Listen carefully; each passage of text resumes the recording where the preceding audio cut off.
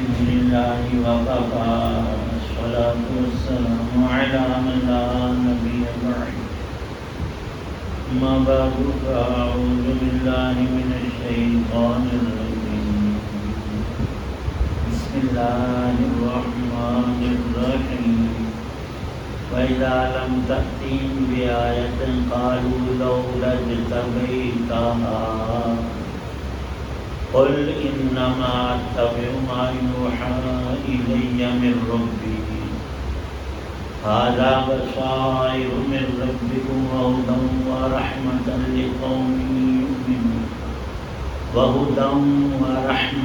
لقوم يؤمنون صدق الله العظيم.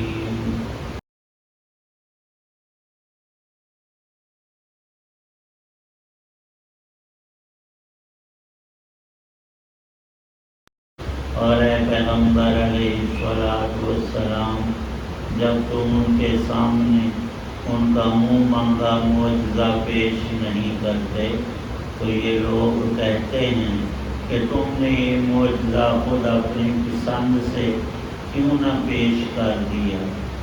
کہہ دو کہ میں تو اسی بات کا اتباع کرتا ہوں جو میرے رب کی طرف سے وحی کے ذریعے مجھ تک پہنچائی جاتی ہے۔ یہ قرآن تمہارے رب کی طرف سے بصیرتوں کا مجموعہ ہے، اور جو لوگ ایمان لائیں ان کے لیے یہ قرآن ہدایت اور رحمت ہے۔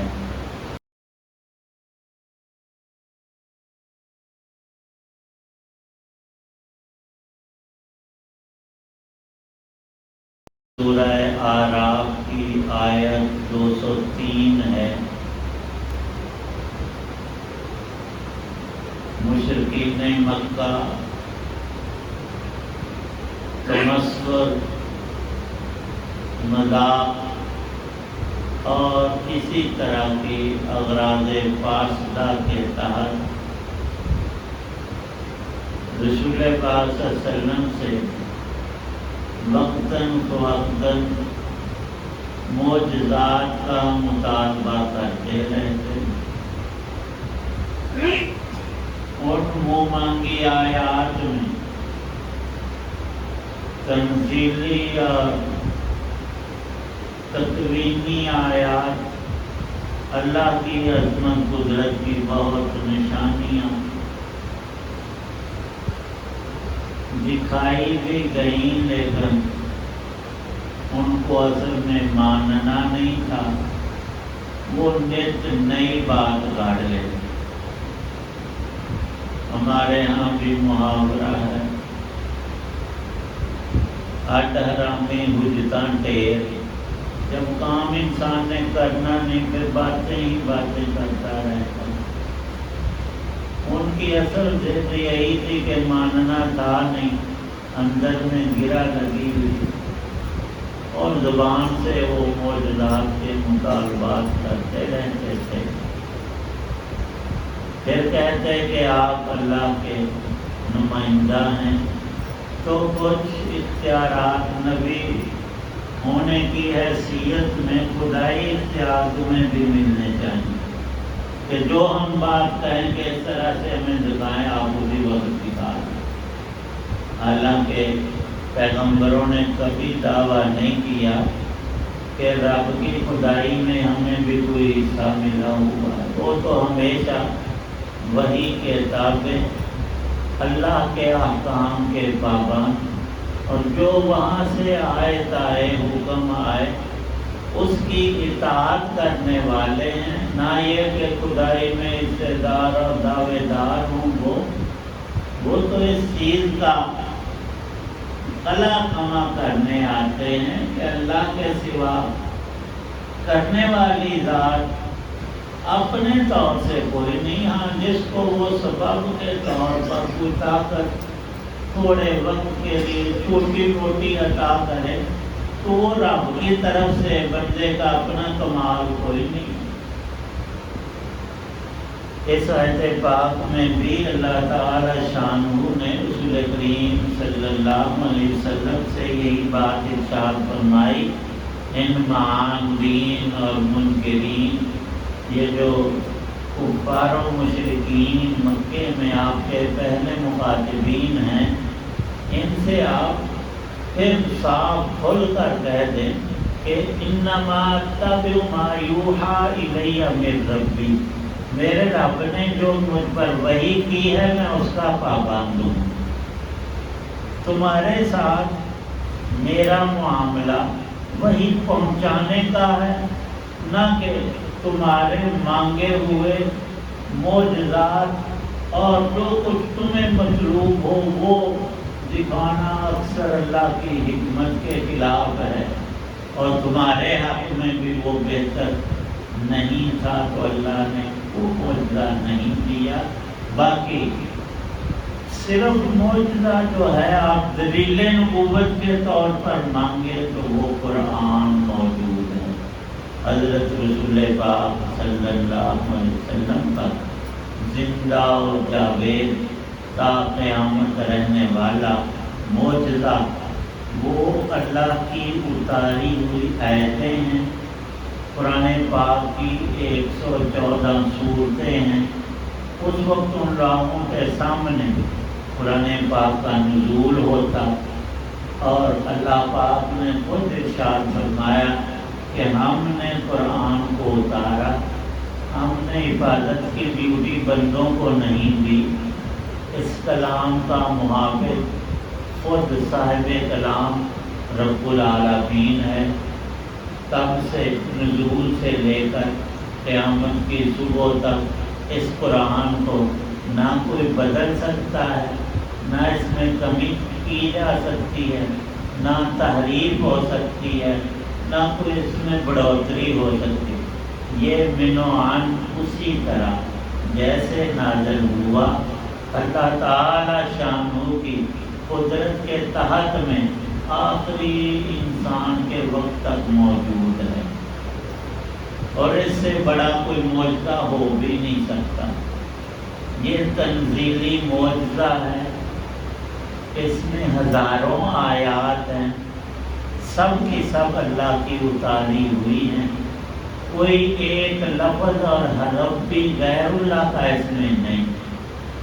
وہ کبھی بڑی بے حیائی سے کہتے تھے مشرکین مکہ، ابو جہل جیسے لوگ، کہ یہ آپ خود بناتے ہیں ایسے، نعوذ باللہ قرآن، اور کچھ دن وہی نہ آتی تو پھر تالیاں پیٹتے، کہتے کہ اب تمہارے مضامین بند ہو گئے ہیں تو پھر سے اپنا کلام بنانا شروع کرو، کتنے دن ہو گئے کوئی نئی آیتیں تو انہیں نہیں سنائی۔ اللہ تعالی شان فرماتے ہیں کہ ہمارے کلام کے ساتھ تم تبصر مذاق اس کا اڑاتے ہو، تمسخر کرتے ہو، تو اس کا جو انجام ہے نا، تمہاری بد انجامی، بد قسمتی، کہ سب سے بڑی فائدے کی اس چیز کو تم نے اختیار نہیں کیا، رد کیا ہے اور اس کا مذاق اڑایا ہے، تو سلے میں کیا ہوگا؟ تمہارے دونوں جہانوں میں خرابی آئے گی اور تمہاری بربادی اور ہلاکت ہوگی۔ غفلت سے آگے جہالت کا درجہ ہے، اور جہالت میں پڑھنے والا ہمیشہ برباد ہو کر رہتا ہے۔ تو چند سال تھے یہ لوگ جو قرآن کو نہیں مانتے تھے، ان میں یک بارگی ہی بڑے بڑے ان کے برج اور سردار اور سیٹ اور مالدار، 2 ہجری میں ان کی موت ان کو مکے سے نکال کر مدینہ پاک کے 80 کلومیٹر باہر بدر ایک جگہ تھی، وہاں پہنچ گئے خود ہی مرنے کے لیے۔ نیت یہ تھی کہ ہم نے مسلمانوں کو چھوڑنا نہیں، ان سب کو ختم کر کے ان کے گھروں کو جلا کر ان کی جگہوں کو مٹا کر آنا ہے، اور اللہ کا منصوبہ یہ تھا کہ تم تو وہاں پہنچو گے نہیں، راستے میں تمہارا کیا پانچا ہو گئے۔ اور حالت یہ تھی کہ 70 قید ہوئے ان کے بڑے بڑے سردار، اور 70 جو زیادہ ہی سرکش اور فرعون قسم کے تھے وہ مارے پڑے تھے، اور ان کی لاشیں اٹھانے والا کوئی نہیں تھا۔ ساتھ ایک بڑی سڑک اور راستہ قافلوں کا گزرتا تھا وہاں قریب سے، بدر کے قریب سے، کہ رسول پاک صلی اللہ علیہ وسلم نے فرمایا کہ ان مشرکین اور کافروں کی یہ لاشیں یہیں پڑی رہیں تو بدبو سے گزرنے والوں کو تکلیف ہوگی۔ وہاں ایک پرانا کنواں تھا، گھسیٹ کر ان بدماشوں کو وہاں کنویں میں ڈال دیا گیا بدر کے مقام پر، اور فرمایا کے اوپر مٹی ڈال دو، بدبو سے لوگ بچے رہیں۔ یہ حالت تو دنیا میں ہوئی، اور اللہ پاک موسیٰ علیہ السلام کے وقت کے جابر اور ظالم حکمران جو معصوم بچوں کا بھی قاتل تھا، اس نے ہزاروں بنی اسرائیل کے بچے ناحق پیدا ہوتے ہی مروا دیے۔ اس کو حکومت کا، پیسے کا، فوجوں کا غرور تھا۔ اس تکبر میں آ کر لوگوں کو بھی کہتا تھا کہ میں تمہارا رب ہوں، روٹی پانی کا میں تمہیں بندوبست کر کے دیتا ہوں، جس کی چاہوں بند کر دوں، تو رب آنا ربکم الاعلیٰ۔ جب وہ غرقاب ہوا، اللہ نے پانی میں اسے غوطے دے کر بما اس کے فوجوں لشکروں کے غرقاب کر دیا، تو قرآن میں ارشاد فرمایا اے انسانوں، وہ فرعون ڈوبا تو پانی میں ہے، اور اس کے ساتھ والے بھی ظالم سب کے سب تہس نہس ہو گئے، ڈوب کر مر گئے، لیکن بظاہر وہ تمہاری آنکھوں میں یہاں پانی میں ڈوبے ہیں، اور آخرت کے اعتبار سے وہ دوزخ کی آگ میں غوطے کھا رہے ہیں۔ یہی حال ان کا ہوا جو قرآن کو نہیں مانتے تھے۔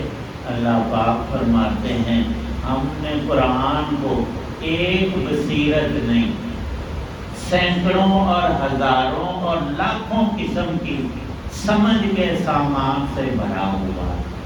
قرآن پاک مسلمان کی سب سے بڑی دولت ہے، بشرطے کہ اس کی قدر ہم کریں۔ اور فرمایا کہ تم مسلمان ہو تو ایمان والوں کے لیے یہ ہدایت بھی ہے، رحمت بھی ہے، دونوں جہانوں کی کامیابی کا راستہ ہے، اور تم جتنا چاہو اس کو اپنا کر اتنی بڑی رہنمائی اور نجات اور اللہ کی رحمت کو دونوں جہانوں میں حاصل کر سکتے ہو۔ اللہ ہمیں توفیق دے۔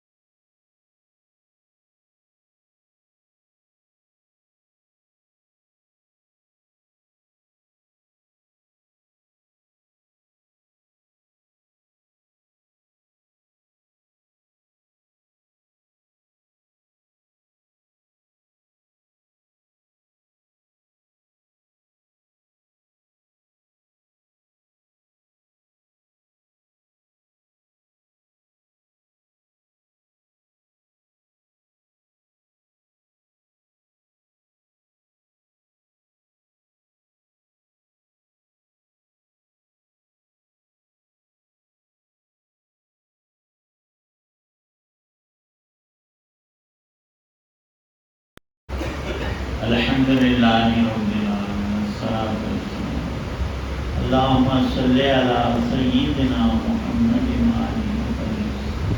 بیماروں کے لیے دعا کرنا ہے، اللہ تندرستی عطا بھائی ہیں ان کے نرینہ اولاد میں اللہ ان کو بیٹوں کی نعمت عطا، حضرات موجود یا اللہ ان سب کی نیک دعائیں قبول فرما، بیماروں کو شفا عطا فرما، ہم سب کو یا اللہ پورے دین کی سمجھ عمل کی، قرآن پاک پڑھنے سمجھنے عمل کرنے کی توفیق عنایت صلی اللہ تعالی علیہ محمد وعلی آلہ وصحبہ اجمعین۔